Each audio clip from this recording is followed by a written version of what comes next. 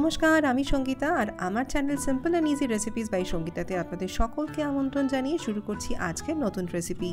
আজকের রেসিপিতে রয়েছে মাটন বিরিয়ানি, তবে কোনো ফেমাস দোকান আরসালান বা দাদা বৌদি স্টাইলে নয়, একদমই ঘরোয়া দারুণ স্বাদের মাটন বিরিয়ানি এতটাই সহজ যে নতুন রাঁধুনিরাও কিন্তু এটা খুব সহজেই বানাতে পারবেন। বিরিয়ানি রান্নাটাকে সহজ করার জন্য আমি প্রথমেই কয়েকটা ইজি স্টেপসের মাধ্যমে রান্নাটাকে দেখিয়েছি। প্রথম স্টেপ হচ্ছে মাটনের ম্যারিনেশন। এইটা চেষ্টা করবেন বিরিয়ানি করার আগের দিন অর্থাৎ ওভারনাইট ম্যারিনেশনটা করে রাখার। আমি এখানে 1 কিলো চর্বি সমেত একদম রেওয়াজি মাটন নিয়েছি। আর চেষ্টা করবেন বিরিয়ানির জন্য কিন্তু মাটনটা যেন এইরকমই একটু হালকা চর্বি থাকে। প্রথমেই মাটনের গায়ে পরিমাণ মতো নুন, 1.5 চা চামচ লাল লঙ্কার গুঁড়ো, 1/2 চামচ হলুদের গুঁড়ো, 1/2 চা চামচ শাহি গরম মশলার গুঁড়ো, 1.5 চামচ বিরিয়ানির মশলা। আমি এখানে সানরাইজের বিরিয়ানির মশলাটা ইউজ করছি, এটা কিন্তু সত্যিই খুব ভালো। যারা আলাদা করে বিরিয়ানির মশলা বানানোর ঝামেলা নিতে চান না তারা এটা দিয়েই বানাতে পারেন, খুবই সুস্বাদু হয়। এছাড়া দিয়েছি আমি এর মধ্যে অল্প করে একটু গোলমরিচের গুঁড়ো, 3 চামচ দিয়েছি আদা রসুন বাটা, এরপর দিয়ে দিয়েছি আমি 200 গ্রাম মতো জল ঝরানো টক দই, আর সব শেষে আমি এর মধ্যে দিয়ে দিলাম 1 চামচ পরিমাণে ঘি। এইবার এই সমস্ত কিছুকে খুব ভালো করে মাখিয়ে এটাকে এবার ওভারনাইট ম্যারিনেশন করে রাখতে পারলে কিন্তু সব থেকে ভালো। আর না হলে চেষ্টা করবেন মাটনটাকে অন্ততপক্ষে 1 ঘন্টার জন্য ম্যারিনেট করে রাখতে। এবার নেক্সট স্টেপে বিরিয়ানির রাইসটাকে ধুয়ে ভিজিয়ে রাখবো। আমি এখানে 550 গ্রাম মতো বিরিয়ানির চাল নিয়েছি। চালটাকে ভালোভাবে ধুয়ে কয়েকবার জল বদলে বদলে ধুয়ে নিয়েছি। তারপর পর্যাপ্ত পরিমাণ জলের মধ্যে আমি মিনিমাম 1 ঘন্টা এই চালটাকে ভিজিয়ে রেখে দিয়েছিলাম। একটু বেশিক্ষণ ভিজিয়ে রাখলে চালের দানাগুলো যেরকম সুন্দর লম্বা লম্বা হবে, তেমনই কিন্তু ভাতটাও তাড়াতাড়ি হয়ে যাবে। এর পরের স্টেপে আমি বিরিয়ানির আলুটাকে রেডি করে রাখছি। তার জন্য আমি এখানে নিয়ে নিয়েছি মিডিয়াম সাইজের আলু। আলুর খোসা ছাড়িয়ে আলুগুলোকে এরকম গোটা গোটা রেখেই আলুর গায়ে এরকম একটু ছুরি দিয়ে আমি কাটস লাগিয়ে নিচ্ছি, যাতে আলুর ভেতর অবধি নুন মশলা সমস্ত কিছু ভালো মতো ঢুকতে পারে। এইবার আলুর মধ্যে পরিমাণ মতো নুন আর লেমন ইয়েলো ফুড কালার দিয়ে ভালো করে মিশিয়ে এটাকেও একটু সাইড করে রেখে দিলাম। এবার নেক্সট স্টেপে আমি কড়াতে পর্যাপ্ত পরিমাণ সাদা তেল গরম করে নিয়েছি। এতে এরপর আলুগুলোকে ভাজতে দিয়ে দিলাম। উল্টিয়ে পাল্টিয়ে ভালো মতো আলুগুলোকে একটু ভেজে নিয়েছি। আলুর গায়ে দেখুন সুন্দর এরকম একটা সোনালি রং ধরে গেছে। এরকম রং ধরলে আলুগুলোকে আমি তেল থেকে এবার তুলে নিয়েছি। আলুগুলো আমার ভাজা হয়ে গেল। আলু ভাজা হয়ে গেলে এবার ওই তেলেই আমি খানিকটা পরিমাণে ঘি মিশিয়ে এবার ওই তেলেই মাংস রান্নার জন্য আমি ফোড়ন দিয়ে দিচ্ছি। প্রথমেই দিয়ে দিলাম আমি একটা বড় দারচিনি, 6 থেকে 7টা এরকম থেতো করা ছোট এলাচ, 8 থেকে 10টা লবঙ্গ, একটা স্টার অ্যানিস, 2টো বড় এলাচ আর একটা জয়িত্রী।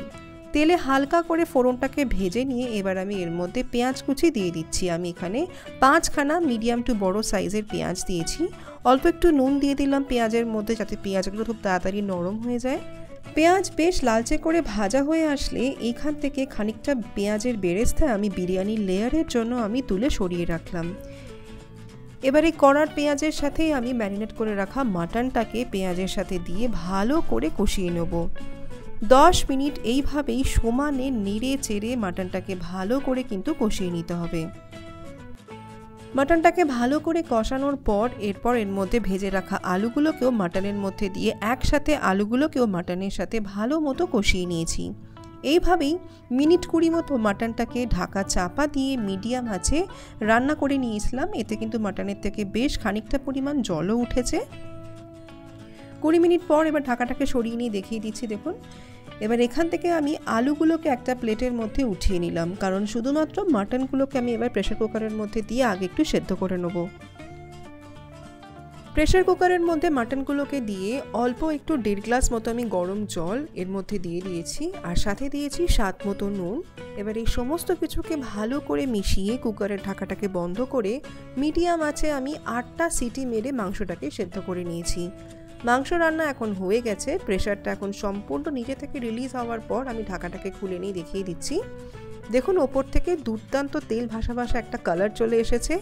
এবার মাংসের ওপর থেকে এই যে তেল ভেসে আসছে, এই তেলগুলোকে সাবধানে একটা চামচের সাহায্যে আমি তুলে নিচ্ছি এইভাবে। এটা কিন্তু বিরিয়ানির টপমোস্ট লেয়ারে আমরা দেওয়ার জন্য এটাকে আমরা ইউজ করব। এগুলো পুরো মাংসের চর্বির তেল। এই তেলটা বিরিয়ানির লেয়ারে দুর্দান্ত কিন্তু কালার আনবে। মাংস এখন সুন্দর সেদ্ধ হয়ে গেছে, চেক করে নিয়ে আমি দেখেও নিলাম। এইবার এই মাংসগুলোকে এই প্রেসার কুকারের মধ্যে গ্রেভির থেকে আমি একটা হাতা দিয়ে পুরো আলাদা করে তুলে নিচ্ছি।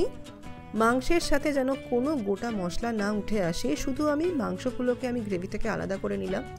এইবার এই মাংসের গ্রেভির মধ্যেই আমি ভেজে রাখা আলুগুলোকে দিয়ে দিচ্ছি, আর মিডিয়াম আছে 2টো সিটি মেরে আমি আলুগুলোকে সেদ্ধ করে নিচ্ছি। এতে বড় বড় আলুগুলো যেমন সুন্দর সেদ্ধ হয়ে যাবে, তেমনি আলুর মধ্যে কিন্তু সুন্দর মাটনের গ্রেভির স্বাদটাও ঢুকে যাবে, আর আলুগুলো ভেতর অবধি সুন্দর সফট আর জুসিও থাকবে। এবার আলু সেদ্ধ হওয়ার পর এই মাংসের গ্রেভিটাকে একটা ছাঁকনির মধ্যে এইভাবে ভালো করে আমি ছেঁকে নিয়েছি, যাতে কোনো রকম কোনো গোটা মশলা আমাদের মুখের মধ্যে না পড়ে। তাই ভালো করে এটাকে ছেঁকে নিতে হবে। গোটা মশলাগুলোকে ঠিক এইভাবে চিপে চিপে এর থেকে সমস্ত ফ্লেভারগুলোকে আমি বের করে নিয়েছি। এই পেঁয়াজের গ্রেভিটা এবারে চাইলে অন্য কোনো রান্নাতে আপনি ইউজ করতে পারেন।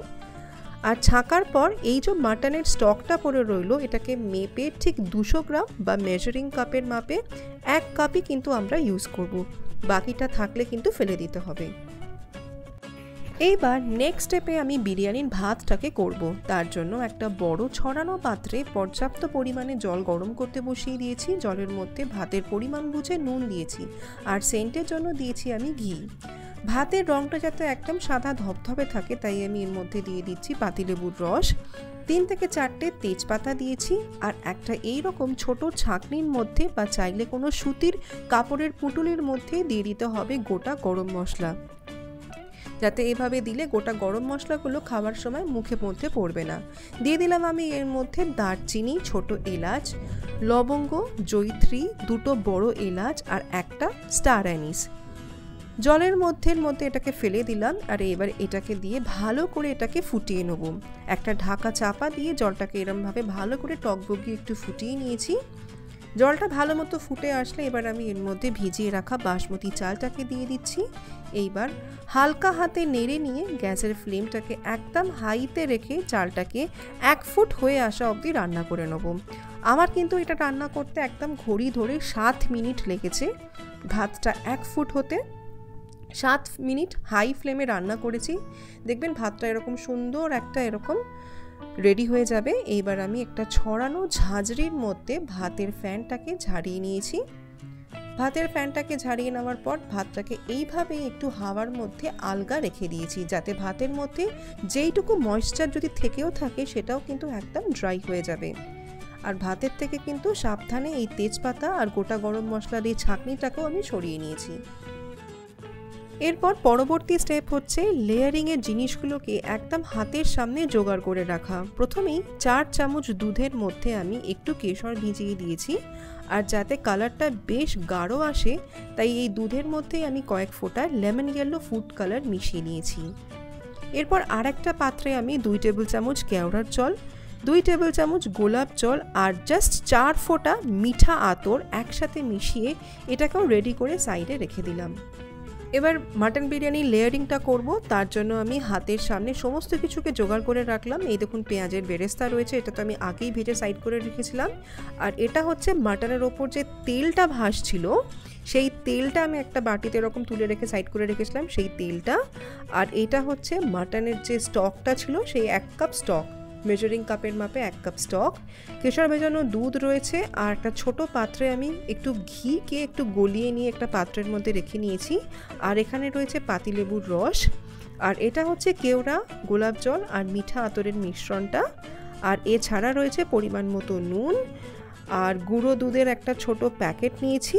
গুঁড়ো দুধের জায়গায় চাইলে আপনারা খোয়া ক্ষীরও ব্যবহার করতে পারেন। আর রয়েছে এখানে বিরিয়ানির মশলা। এইবার ফাইনালি একটা এরকম বড় ছড়ানো পাত্র নিয়েছি। প্রথমেই পাত্রের মধ্যে দিয়ে দিচ্ছি আমি বেশ খানিকটা পরিমাণে একটু ঘি। ঘিটাকে ভালো করে পাত্রের গায়ে ভালো করে মাখিয়ে নিয়েছি। এইবার প্রথমেই দিয়ে দিচ্ছি আমি অল্প একটু লেবুর রস। এরপর আমি এর মধ্যে দিয়ে দিচ্ছি মাটনের পিসগুলোকে। এক এক করে আমি মাটনগুলোকে ঠিক এইভাবে আমি সাজিয়ে নিয়ে রেখে দিয়েছি। এর ওপর দিয়ে আমি দিয়ে দিচ্ছি গোটা গোটা আলুগুলোকে।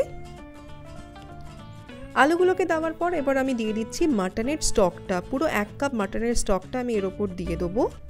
এরপর আমি এর মধ্যে দিয়ে দিচ্ছি গুঁড়ো দুধ। আমি হাতে করে এইভাবে গুঁড়ো দুধটাকে পুরো ছড়িয়ে দিলাম। এরপর আমি 6 থেকে 7টা মতো আলু বোখরা দিচ্ছি, এরকম ওপর থেকে দিয়ে দিচ্ছি। এরপর একটু দিয়ে দিলাম বিরিয়ানির মশলা, হাতে করে নিয়ে আমি অল্প অল্প করে ছড়িয়ে দিচ্ছি।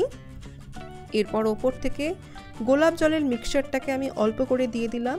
এরপর আবারও একটা ভাতের লেয়ার দিলাম, সমানভাবে পুরো ভাতের লেয়ারটাকে পুরো স্প্রেড করে দিলাম।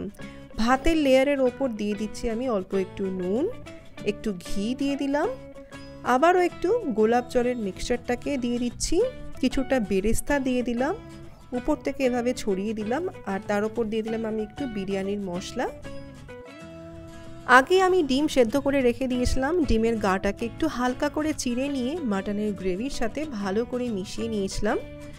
এক এক করে এবার ডিমগুলোকেও ভাতের ওপর আমি সাজিয়ে দিয়েছি, আবারও একটু গুঁড়ো দুধ ছড়িয়ে দিলাম। এইবার শেষ ভাতের লেয়ারটাকে আমি সমান করে ভাতের লেয়ারটাকেও পুরো একদম সাজিয়ে নিয়েছি। ওপর থেকে আবারও একটু গুঁড়ো দুধ দিয়ে দিলাম, সাথে একটু ঘি, পরিমাণ মতো নুন, সেন্টের জন্য গোলাপ জলের মিক্সচারটা, পাতিলেবুর রস দিয়ে দিলাম, পেঁয়াজের বেরেস্তা, বিরিয়ানির মশলা। আর এইবার মাটনের তেলটাকে এইভাবে গোল করে এইভাবে ভাতের ওপর পুরো দিয়ে দিলাম। তারপর কেশর ভেজানো দুধটাকেও এইভাবে মধ্যিখানের সামনে পুরো এরকম গোল করে এইভাবে আমি দিয়ে দিলাম। এইবার ফাইনালি হাঁড়ির মুখটাকে ফয়েল পেপার দিয়ে টাইট করে আটকে আমি মুড়ে দিলাম, এতে খুব ভালো টাইট হয়ে দমে বসে থাকবে। ওপর থেকে একটা কড়ার ঢাকাটাকে চাপা দিয়ে দিয়েছি। আর এইবার গ্যাসে একদম হাই ফ্লেমে ঘড়ি ধরে 6 মিনিট এইভাবেই বিরিয়ানির হাঁড়িটাকে আমি পুরো হাই ফ্লেমে রেখে দেবো। 6 মিনিট পর হাই ফ্লেমে বসানোর পর একটা চাটু বসিয়ে দেবো, আর চাটুটাকেও আগে 1 মিনিট ভালো করে একটু গরম করে নিতে হবে। এরপর চাটুর ওপর বিরিয়ানির হাঁড়িটাকে বসিয়ে গ্যাস একদম কম আঁচে রেখে 15 মিনিটের মতো এটাকে একটু দমে রেখে দেবো। 15 মিনিট পর গ্যাসটাকে অফ করে দেবো, আর আরও 10 মিনিট এটাকে একটু স্ট্যান্ডিং টাইমে এমনিই রেখে দেবো। এরপর ফাইনালি বিরিয়ানির ঢাকাটাকে সরিয়ে নিচ্ছি, ফয়েল পেপারটাকেও সরিয়ে নিলাম। দেখা যাক বিরিয়ানিটা কেমন হলো। একটা সাইড দিয়ে আমি বিরিয়ানিটাকে এইভাবে কাটিয়ে নিচ্ছি। বিরিয়ানি কিন্তু এইভাবে একটা সাইড দিয়েই কাটাতে হবে। দেখুন সুন্দর ঝরঝরে একদম বিরিয়ানি হয়েছে, একটুও কিন্তু ড্রাই হয়নি বিরিয়ানিটা, দেখেই বোঝা যাচ্ছে বেশ ময়েস্ট হয়েছে। আর কড়ার তলাতেও কিন্তু একটুও ধরে লেগেও যায়নি, আর বিরিয়ানির গন্ধও কিন্তু দুর্দান্ত বেরিয়েছে। ভাতের কালারটাও কিন্তু খুব সুন্দর মিশেছে, মাংসও সুন্দর সেদ্ধ হয়েছে, আলুও দেখুন একদম ভেতর অবধি সুন্দর সেদ্ধ হয়েছে, দেখতেই কতটা জুসি লাগছে। আশা রাখবো আজকের এই মাটন বিরিয়ানির রেসিপিটা আপনাদের ভালো লাগবে। খুব সহজভাবে একদম স্টেপ বাই স্টেপ বোঝানোর চেষ্টা করেছি। যদি আপনারা বাড়িতে এভাবে ট্রাই করে থাকেন জানাবেন কেমন লাগলো। আজকের রেসিপিটা ভালো লাগলে কিন্তু প্লিজ এই ভিডিওতে একটা লাইক আর কমেন্ট করতে ভুলবেন না। আর চ্যানেলটিকে সাবস্ক্রাইব না করা থাকলে প্লিজ চ্যানেলটিকে সাবস্ক্রাইব করে পাশে থাকবেন। দেখা হচ্ছে পরবর্তী ভিডিওতে। ধন্যবাদ। Thanks for watching. বাই।